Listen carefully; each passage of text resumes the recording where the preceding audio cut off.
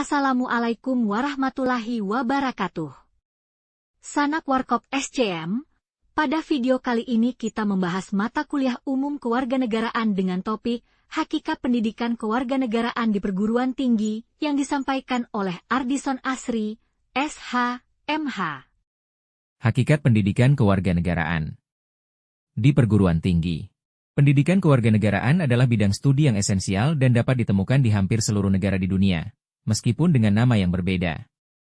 Keberadaan pendidikan kewarganegaraan sebagai program pendidikan di berbagai negara secara filosofis didasari oleh keinginan setiap negara untuk tetap eksis.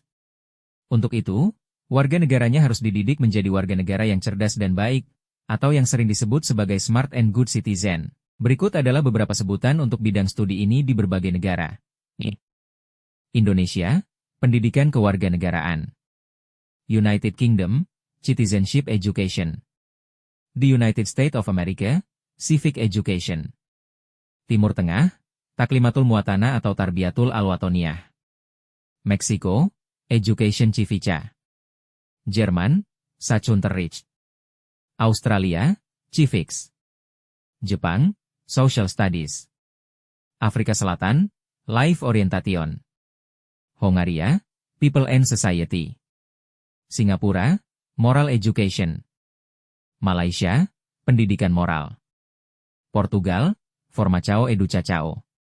Bulgaria, Civic and Ethical Education. Norwegia, L-Education Civique. Pendidikan kewarganegaraan memiliki peran penting dalam membentuk individu yang tidak hanya memahami hak dan kewajibannya, tetapi juga aktif berkontribusi positif bagi negaranya. 3 tipe warga negara menurut Nadine dan Clark. Nadine dan Clark mengklasifikasikan warga negara menjadi 3 tipe. 1. Sponge citizens, warga negara tipe busa. Ciri-ciri: mudah terbawa arus, tidak punya pendirian teguh, mudah dihasut, dan tidak memiliki prinsip. Ibarat busa di lautan, mudah hanyut kemanapun ombak membawa. Tipe ini bukanlah warga negara yang ideal. 2. Stone citizens, warga negara tipe batu. Ciri-ciri: sangat sulit menerima pandangan orang lain, terutama jika tidak sesuai dengan kepentingannya. Keras kepala, sulit keluar dari zona nyaman, dan sulit dikoreksi meskipun bertindak keliru. Ibarat batu yang sulit dibentuk karena keras. 3. Generator citizens. Warga negara tipe generator. Ciri-ciri: mampu menggerakkan dan berpartisipasi aktif dalam bermasyarakat dan bernegara. Dipandang sebagai warga negara yang cerdas dan baik, smart and good citizen, serta merupakan tipe warga negara ideal. Semua tujuan pendidikan kewarganegaraan adalah membentuk tipe warga negara ini. Peran pendidikan kewarganegaraan dalam membangun modal sosial.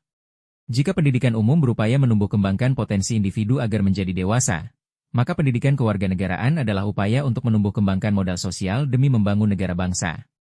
Membangun negara bangsa sebesar dan semaju Indonesia tidak cukup hanya mengandalkan sumber daya alam, finansial, dan keterampilan. Diperlukan, bahkan harus didahului oleh modal sosial. Mengapa demikian?